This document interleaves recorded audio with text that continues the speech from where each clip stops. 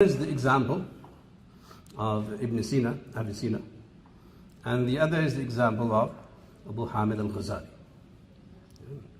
Now, the subject they discussed was medicine, and as you know, Ibn Sina wrote his work, Qanun on anatomy, something like that. So we see that it kind of applies to the whole bioethic kind of theme. And Imam Ghazali wrote a very short treatise on the human body. And I would like to present a comparison between the two as to how, if one scholar takes a position that is almost very secular, Ibn Sina, as opposed to a scholar who took a position through Theosophy, Taṣawwuf, Sufism, that the nature of their writing differs substantially. Ibn Sina, Abu Sina, did not believe in the resurrection of the bodies. He denied physical resurrection. Right? Imam Ghazali, obviously being very Sunni, very orthodox, believed in physical resurrection, that the human body will be resurrected on the Day of Judgment, and it will be there wherever Allah and God wants it to be. Now, based on these two premises, theological premises, you see that as much as Abu Sina and Ibn contributed to science and to anatomy and to the categorization of diseases and so on and so forth, Imam Ghazali took that one step further through his understanding of God's work in the human body. And what I'm suggesting is that Imam Ghazali was able to say this and do this because the theology he had helped him do that. If you don't believe in the physical resurrection of the human body, you might be, I would suggest, precluded from understanding the holistic marvels of God's work in the human body. So the book I'm referring to is Al-Hikmatu fi Khalq al-Insan, one of Imam Ghazali's short books.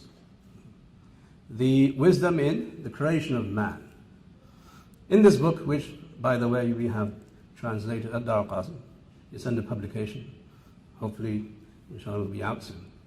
In that book, Imam Ghazali talks about the human body, and I'm sure he's borrowed everything that Ibn Sina had written on the human body, organ for organ, limb for limb.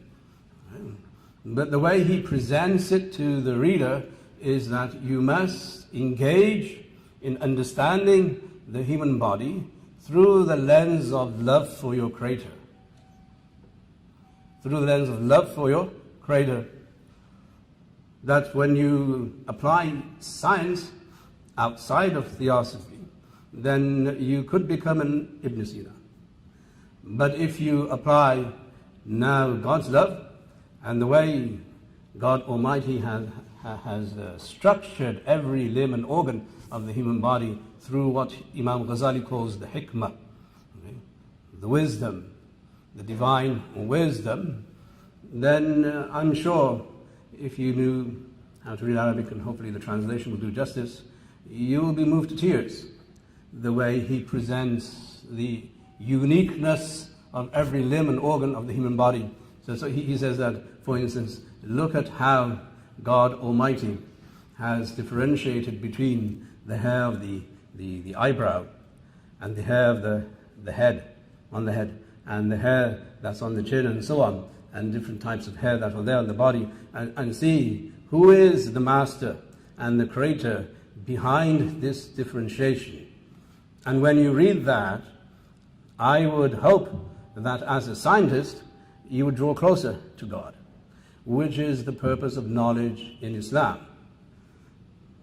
The true objective, Imam Ghazali says in the book and in other books, is that you are able to witness God Almighty on the Day of Judgment. The divine vision is the reason why you worship him and why you know him and why you understand him. Now this is that. What is the role then of a scholar who's trained in the sciences or the disciplines that leads to Sufism or Theosophy? Then the role is very clear. That if you get it right, which is the key, you have to get it right, which I'm sure Dr. Musa will tell you more about tomorrow. Okay? We're looking forward to that discussion. If you get it right, you will develop the Ghazzalis, the Ibn Arabis, and the Shah Waliullahs, and the al-Qāsim Nanutis of the world.